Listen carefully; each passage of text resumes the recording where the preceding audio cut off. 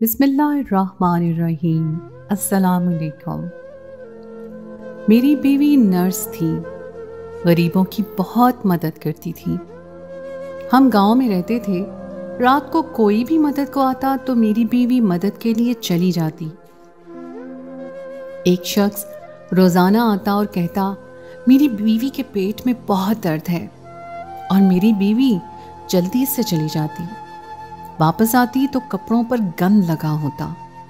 ایک دن پتہ چلا کہ اس شخص کی بیوی تو کب کی مر گئی ہوئی ہے۔ جب ایک رات بیوی کا پیچھا کرتے کرتے میں وہاں گیا تو یہ دیکھ کر قدموں تلے سے زمین نکل گئی۔ میری بیوی اسی شخص کے ساتھ۔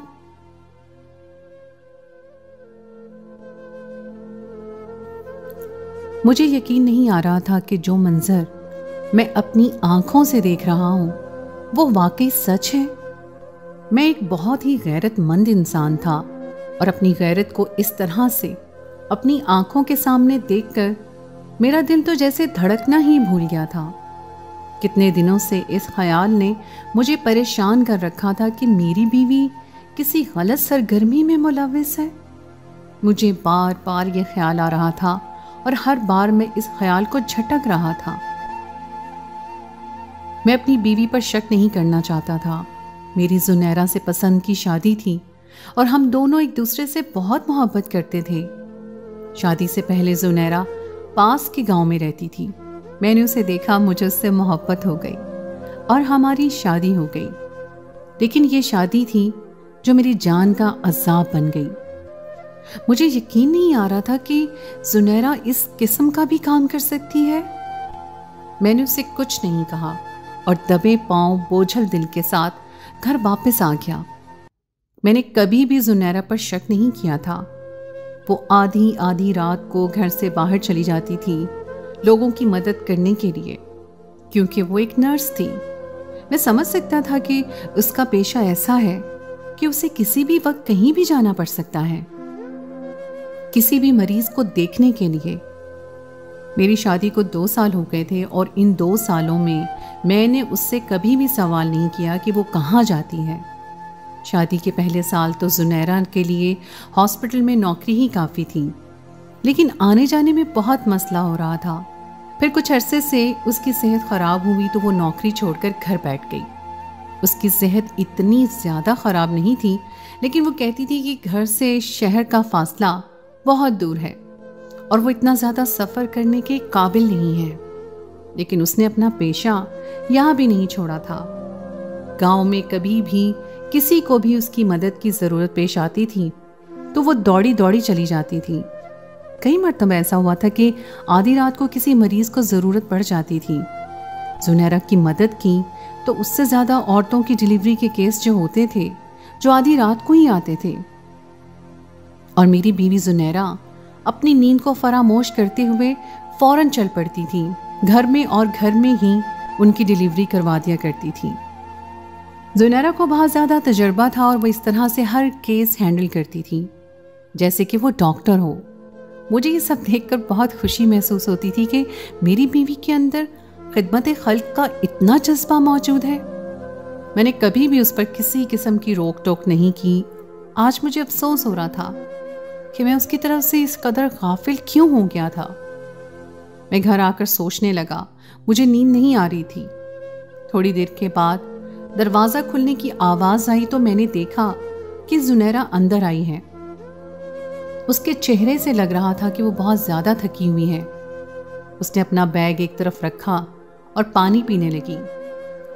میں اس کے چہرے کی طرف دیکھتا جا رہا تھا اور سوچ رہا تھا کہ اس معصوم چہرے کے پیچھے کتنا بھیانک چہرہ چھپا ہوا تھا جو آج تک مجھے نظر ہی نہیں آیا تھا۔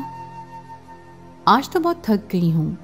مریضہ کو اتنی تکلیف تھی، پتہ نہیں کیوں روزانہ اس کے پیٹ میں درد ہو جاتا ہے۔ مجھے سمجھ ہی نہیں آ رہی بات۔ میں نے اسے دوائی دی ہے، آرام آ جائے گا اسے۔ تم ابھی تک سوئے نہیں؟ زنیرہ نے پانی کا گلاس ختم کرتے ہوئے آئی اور مجھ سے پوچھا۔ میں نے کہا کہ میں پچھلے کئی عرصے سے غفلت کی نیند سو رہا تھا، لیکن آج اس نیند سے جاگا ہوں۔ میری بات سن کر وہ ہنسنے لگی اور مجھ سے پوچھا کہ آج تو بڑی شاعرانہ باتیں کر رہے ہو، تمہاری صحت تو ٹھیک ہے؟ میں نے کہا ہاں، جب انسان کو دکھ پہنچتا ہے تو وہ خود بخود شاعر بن جاتا ہے۔ میں نے یہ بات سنجیدگی سے کہی تھی، لیکن وہ میری کسی بات کو سنجیدہ نہیں لے رہی تھی۔ میں اس کے کپڑوں کی طرف دیکھ رہا تھا جہاں پر کچھ گندگی لگی ہوئی تھی۔ میں نے اسے سوال کیا کہ تمہارے کپڑوں پہ یہ کیا لگا ہے؟ تو اس نے کہا کہ میں رستے میں پھسل گئی تھی، اندھیرا تھا، کچھ لگ گیا ہوگا، شاید کیچڑ ہوگا۔ جب وہ بول رہی تھی تو میں اس کے چہرے کے تاثرات دیکھ رہا تھا۔ وہ بالکل پرسکون تھی۔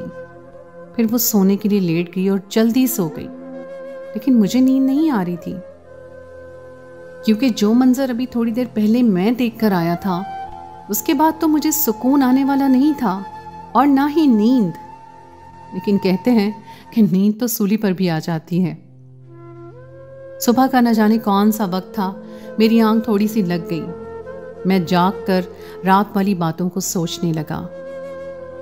زنیرہ حسب معمول گھر کے کاموں میں لگ گئی اور میں اسے دیکھتا جا رہا تھا۔ کئی بار میں نے سوچا کہ میں اس سے پوچھتا ہوں کہ اس نے مجھے دھوکہ کیوں دیا، کیوں وہ پچھلے 1 مہینے سے روزانہ جھوٹ بول کر مجھے دھوکہ دیتے ہوئے گھر سے آدھی رات کو ایک غیر مرد کے ساتھ نکل جاتی تھی، اور بھی علاج کے بہانے۔ میں اسے پوچھنا چاہتا تھا کہ کیا میری محبت میں کوئی کمی آ گئی تھی، یا میں نے اسے دھوکہ دیا تھا جس کا بدلہ مجھ سے لے رہی تھی۔ شاید میں اسے وہ سہولتیں نہیں دے پا رہا تھا جو اسے مطلوب تھیں۔ میں اسے پوچھنا چاہتا تھا کہ اگر اسے مجھے دھوکہ ہی دینا تھا تو کم از کم ایسے شخص کا انتخاب کرتی جو مجھ سے بہتر ہوتا۔ لیکن اس شخص کو دیکھ کر تو میرا دل اور بھی برا ہو گیا تھا۔ کیا میں اس شخص سے بھی کیا گزرا تھا جو میری بیوی مجھے دھوکہ دے رہی تھی؟ آج سے 1 مہینے پہلے کی بات ہے کہ ایک شخص جس کی عمر 30 سے 35 کے لگ بھگ تھی، وہ روزانہ رات کو ہمارے گھر کے دروازے پر آ کر دستک دیتا تھا اور کہتا تھا کہ اس کی بیوی کے پیٹ میں درد ہے، اس کی بیوی درد سے کراہ رہی ہے، خدارا میری بیوی کو دیکھو۔ اس شخص نے زنیرہ کی منتیں کرتے ہوئے کہا تو زنیرہ فوراً آدھی رات کو اس شخص کے گھر چلی گئی۔ وہ شخص ہمارے گاؤں کا نہیں تھا، کچھ ہی عرصہ پہلے وہ شہر سے آیا تھا۔ اس کے والد کی پولیس میں شاید کوئی نوکری تھی جس کی وجہ سے اسے یہاں پر چھوٹی سی زمین ملی تھی۔ والد کے وفات کے بعد اس نے یہاں پر بسیرا کر لیا تھا اور اسی زمین پر گھر بنا لیا۔ وہ لوگ شہر چھوڑ کر آئے تھے، سنا تھا اس کی بیوی بہت پردے دار ہے، گھر سے باہر نہیں نکلتی ہے، یہاں تک کہ اس کے گھر میں کسی عورت کو جانے کی اجازت بھی نہیں تھی۔ وہ شخص اپنی بیوی کو باہر نکلنے ہی نہیں دیتا تھا، نہ کسی عورت کو گھر میں داخل ہونے دیتا تھا۔ ان کا گھر ہمارے گاؤں سے تھوڑے سے فاصلے پر تھا، وہاں پر پیدل جانا تھوڑا مشکل تھا، اس لیے جب بھی زنیرہ کو اس کے گھر جانا ہوتا تھا میں اسے موٹر سائیکل پر وہاں چھوڑ کر آتا تھا۔ اصولاً تو مجھے تسلی کرنی چاہیے تھی کہ وہ کیسے لوگ ہیں، لیکن میں نے زنیرہ کی بات پر یقین کر لیا۔ جب واپس آ کر اس نے کہا کہ اس شخص کی بیوی بہت اچھی ہے اور وہ شخص بھی بہت نیک ہے۔ مجھے زنیرہ سے محبت تھی، اور سچ کہتے ہیں کہ محبت اندھی ہوتی ہے۔ میں نے اس کی بات کا فوراً یقین کر لیا اور کبھی بھی اس معاملے میں اس سے باز پرس نہیں کی۔ جب اس نے کہہ دیا کہ وہ لوگ اچھے ہیں تو مجھے مزید کچھ کہنے کی ضرورت نہیں تھی۔ ظاہر سی بات ہے اگر اسے وہاں کوئی مسئلہ ہوتا تو وہ دوبارہ وہاں جاتی ہی نہیں، لیکن وہ ہر روز خوشی خوشی جاتی تھی، تو میں نے سمجھا کہ اسے وہاں کوئی مسئلہ نہیں ہے، ضرور اس کی بیوی اچھی ہوگی۔ واپس آ کر زنیرہ مجھے اس شخص کی باتیں بتاتی۔ مجھے ایسا محسوس ہو رہا تھا کہ زنیرہ اور اس شخص کی بیوی کے مابین دوستی ہو گئی ہے۔ مجھے اس دوستی پر کوئی اعتراض نہیں تھا، میں نے کبھی زنیرہ پر کسی بھی قسم کی پابندی نہیں لگائی تھی، کیونکہ مجھے اس پر اندھا اعتماد تھا، لیکن مجھے نہیں معلوم تھا کہ یہ اعتماد میری بربادی کا باعث بننے والا ہے۔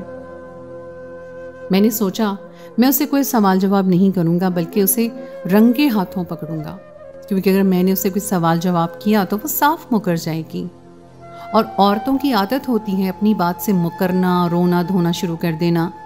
جب کسی عورت کے پاس کوئی جواب نہیں ہوتا ہے تو فوراً سے رونا شروع کر دیتی ہے، اور یہی ایک ہتھیار ہوتا ہے عورت کے پاس اپنے آپ کو بچانے کا۔ میں نہیں چاہتا تھا کہ وہ میری بات کو جھٹلائے اور اپنی بات سے مکر جائے، اس لیے میں اسے رنگے ہاتھوں پکڑنا چاہتا تھا کہ اس کے پاس کہنے کو کچھ رہے نہ ہی उसके बाद मैंने फैसला करना था कि मैं उसे छोड़ दूंगा। मैं उसे कहूँगा कि अगर उसे उस शख्स के साथ जाना है तो भली चली जाए, मेरा उससे कोई ताल्लुक नहीं है, लेकिन मेरे दिल पर जो जख्म उसने दिए हैं उनका बदला तो मैं उससे लेकर ही रहूँगा। मैं अपने अंदर का गुबार निकाले बगैर उसे नहीं छोड़ने वाला था। हालांकि हमारे गांव में तो गैरत के नाम पर शौहर बीवियों को कत्ल कर देते हैं, लेकिन मैं उन रस्म व रिवाज के सख्त खिलाफ था।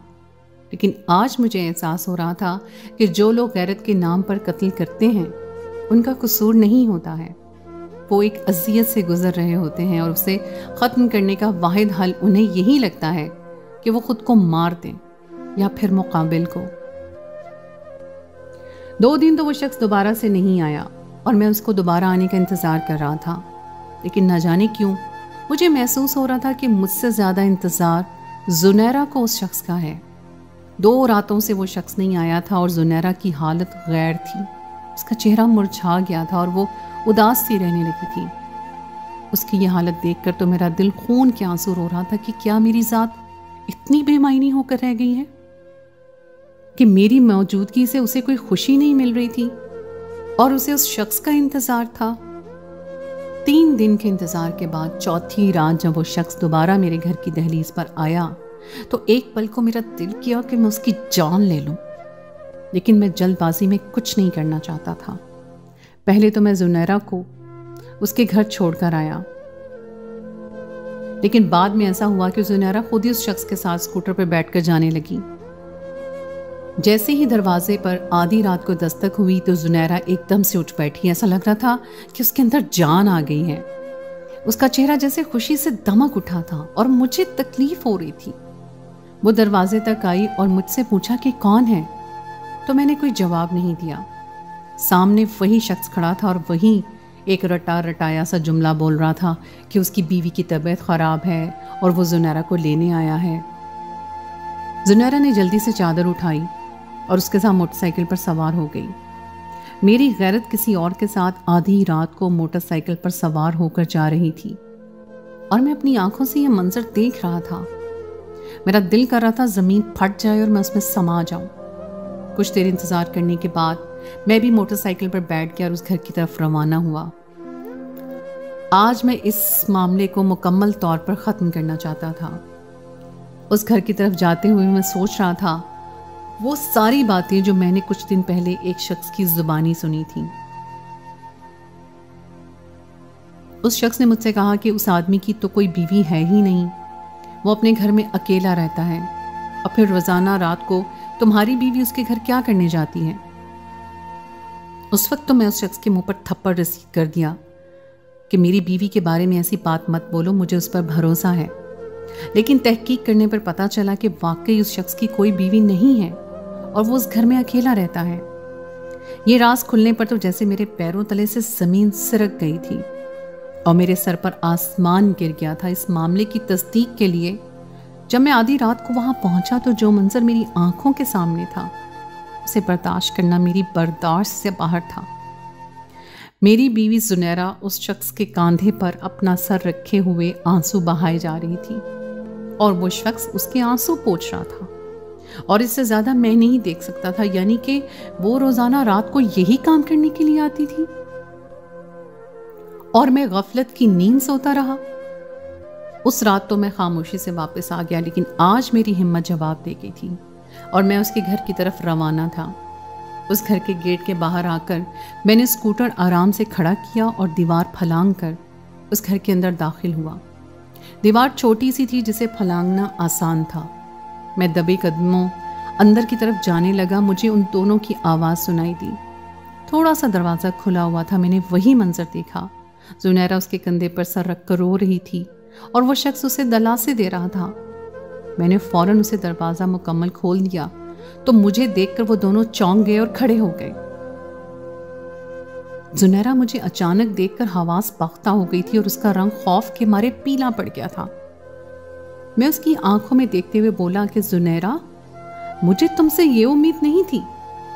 मैंने तुमसे पसंद की शादी की, तुम्हें मोहब्बत दी, तुम्हें इज्जत दी, वो सब कुछ देना चाहा जो एक बीवी का हक था, और बदले में मुझे क्या मिला? धोखा। मेरे पास सिर्फ दौलत की कमी थी और शायद इस शख्स के पास तुमने दौलत देख ली थी, इसीलिए तुम मेरी इज्जत को रोंगते हुए इसके पास आई हो और रोजाना रात को आती हो। लेकिन अब मेरी बर्दाश्त से बाहर हो गया है। मैंने ऐसा कहते हुए फौरन ही उसे 3 तलाक बोल डाले तो वो मेरी आंखों में देखने लगी और काफी देर तक देखती रही और अगले ही लम्हे वो जमीन बोस होकर लेट गई। वो बेहोश हो गई थी और वो शख्स जो सामने खड़ा था उसे होश में लाने की कोशिश कर रहा था। मेरा दिल कर रहा था कि मैं उस शख्स को जान से मार दूं, लेकिन एक बार फिर से तारीख रकम हो जाती है गैरत के नाम पर कत्ल की। मैं इन रस्म और रिवाज को ख़त्म करना चाहता था, उनको बढ़ावा नहीं देना चाहता था। इसलिए मैं चुपचाप खड़ा था और उस शख्स की तरफ देख रहा था। उस शख्स ने मेरी तरफ देखा और कहा कि तुमने क्या कर दिया? हकीकत जाने बगैर तुमने जुनैरा को तलाक दे दी। पहले उसकी तरफ की कहानी तो सुन लेते। जल्दबाजी में तुमने अपना घर खराब कर लिया और जुनैरा की जिंदगी बर्बाद कर दी। उस शख्स ने जुनैरा को होश में लाने की कोशिश करते हुए मुझसे कहा तो मैं हैरत से उसे देखने लगा। मैंने कहा, मजीद कुछ सुनने और देखने की गुंजाइश रह गई थी क्या? जिस हालत में मैंने तुम दोनों को देखा है, ना जाने क्या कुछ तुम लोग रोजाना रात को यहां पर करते होगे। मैं इतना बेगैरत नहीं हूं कि ऐसी लड़की को अपने साथ रखूं। अगर तुम्हें इससे शादी करनी है तो कर लो, अब ये आजाद है। मैंने गुस्से से कहा तो वो शख्स फट पड़ा। क्या तुम अपनी सगी बहन के साथ शादी कर सकते हो? उस शख्स ने मुझसे अजीब सा सवाल कर डाला तो मैं सवालिया नजरों से उसे देखने लगा। मेरी नजरों का सवाल उसने भांप लिया था तो बोला कि जुनैरा उसकी सगी बहन है और वो उसका भाई है। उस शख्स की बात सुनकर मुझे यकीन नहीं आया था। मुझे लग रहा था वो खुद को बचाने के लिए झूठ बोल रहा है। इतने में जुनैरा को भी होश आ गया। होश में आकर उसने रोना शुरू कर दिया और मुझसे कहा कि रशीद, ये तुमने क्या कर दिया? पहले मुझसे पूछ तो लेते कि ये शख्स मेरा क्या लगता है, फिर ऐसी कोई बात बोलते। ये शख्स मेरा भाई है और ये भेस बदलकर हमारे गांव में आकर रहने लगा है पुलिस के खौफ से, क्योंकि इसके साथियों ने किसी का कत्ल कर दिया था और फिर इसे फंसा दिया जिसमें इसका कोई कसूर नहीं था। ये रोजाना मुझे यहाँ बुलाकर मुझसे मशवरा करता था कि कैसे सबूत इकट्ठे करे अपनी बेगुनाही के, और हम दोनों बहन भाई सारी रात यहाँ बैठकर यही सोचते थे कि इस कत्ल के मामले को किस तरह से हल किया जाए। जुनैरा की बात सुनकर तो मेरे सर पर आसमान गिर गया था। अब मुझे यकीन हो गया था वो सच बोल रही थी। फिर उसने मुझे कुछ ऐसे सबूत भी दिखाए जिससे साबित हो गया कि वो उसका सगा भाई है। मैंने जुनैरा से कहा कि पहले तो तुमने कभी इस भाई का जिक्र नहीं किया। तो उसने मुझे बताया कि उसकी माँ ने 2 शादियाँ की थीं और माँ दूसरी शादी के बाद मुझे अपने साथ ले गई और मेरे भाई को मेरे वालिद ने रख लिया। मैं सारी जिंदगी अपने सौतेले बाप के घर रही, अपनी माँ के साथ, और मेरा सगा भाई मेरे सगे बाप के साथ रहा, सौतेली माँ के साए में। जब तुम मेरी माँ से मेरा हाथ मांगने आए थे तो मैंने तुम्हें साफ बताया था कि मेरी माँ की दूसरी शादी है, लेकिन मजीद तफसील ना तुमने पूछी ना मैंने बताया कभी, क्योंकि तफसील में जाने की मुझे कभी ज़रूरत पेश ही नहीं आई थी। तुम्हारी मोहब्बत इतनी ताकतवर थी कि मुझे किसी किस्म की परेशानी नहीं थी। वालिदैन की अलहदगी के बाद भी हम दोनों बहन भाई अक्सर मिला करते थे, लेकिन फिर ये मुलाकातों का सिलसिला कम होता चला गया और हम अपनी ज़िंदगी में मसरूफ़ हो गए। फिर मेरा भाई कहीं रोपोश हो गया और मुझे मालूम नहीं था कि वो कहाँ है, और काफ़ी सालों से वो मुझे नज़र नहीं आया। अचानक से मैंने उसे देख लिया था तो वो रोज़ाना बहाने से मुझे साथ लेकर जाता था। मैं दिन में उसके साथ नहीं जाती थी क्योंकि गांव वाले बातें बनाएंगे, इसलिए मैं रात में बहाने से उसके साथ चली आती थी, क्योंकि मुझे पता था कि रात में कोई नहीं देखता होगा, और ये भी मालूम था कि तुम्हें मुझ पर एतमाद है। जुनैरा की बातों ने मेरे दिल को चीर दिया था और मुझे अफसोस हो रहा था कि मैं जल्दबाजी में क्या कर बैठा था। मैंने उसे पूछा कि उसे मुझे अंधेरे में नहीं रखना चाहिए था, सारी हकीकत बतानी चाहिए थी। तो उसने कहा कि हाँ, मैं तुम्हें हकीकत बताना चाहती थी, लेकिन मेरे भाई ने मुझे मना कर दिया। मेरे भाई ने कहा कि अभी पुलिस का मसला हल नहीं हुआ है, इसलिए इस बात का किसी को पता नहीं चलना चाहिए। मैंने सोचा मैं वक्त आने पर तुम्हें सब कुछ बता दूंगी, लेकिन जुनैरा अपनी बात अधूरी छोड़कर फूट फूट कर रोने लगी और मेरा दिल भी खून के आंसू रोने लगा। मैं एक हारे हुए जवारी की तरह वहां पर बैठ गया, सर पकड़कर। जुनैरा अपने भाई से कह रही थी कि मैंने तुमसे कहा था मुझे रशीद को सारी हकीकत बताने दो, लेकिन तुमने मुझे मना कर दिया और उसका नुकसान भी देख लो। मेरा घर बर्बाद हो गया है, मुझे तलाक हो गई है। मैंने जुनैरा से कहा कि मेरा भी इतना कसूर नहीं था। अगर तुम मुझे सच्चाई बता देती शुरू में तो ये नौबत ही ना आती। मैं एक शौहर हूँ, एक मर्द हूँ और मुझे गलत फहमी हो गई थी, लेकिन मेरा भी इतना कसूर नहीं है, तुम्हारा कसूर है। तुम्हें मुझसे कुछ छुपाना नहीं चाहिए था। जुनैरा के भाई ने कहा कि इस शख्स से अब तुम्हारा कोई ताल्लुक नहीं है, चलो हम यहाँ से चलते हैं।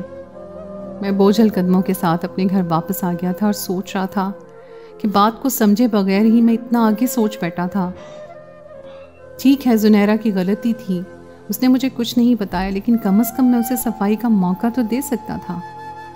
उसे तलाक देने से पहले उसे सवाल कर सकता था तो वो मुझे सारी सच्चाई बता देती, लेकिन मैंने उसे कोई सवाल ही नहीं किया और उसे तलाक के अल्फाज बोल दिए। अगर तलाक के अल्फाज बोलने के बजाय मैं उससे पूछता कि ये शख्स कौन है तो वो मुझे बता देती और मेरी गलतफहमी दूर हो जाती, लेकिन मैं इतना जल्दबाज कैसे हो सकता था। आंख और मंजर का अजीब ताल्लुक होता है। हमें लगता है कि हमारी आंख जो मंजर देख रही है बस वही सच है, और पस मंजर में जो कुछ भी है हम उसे देखना नहीं चाहते। काश कि मैं थोड़ा सा सब्र कर लेता।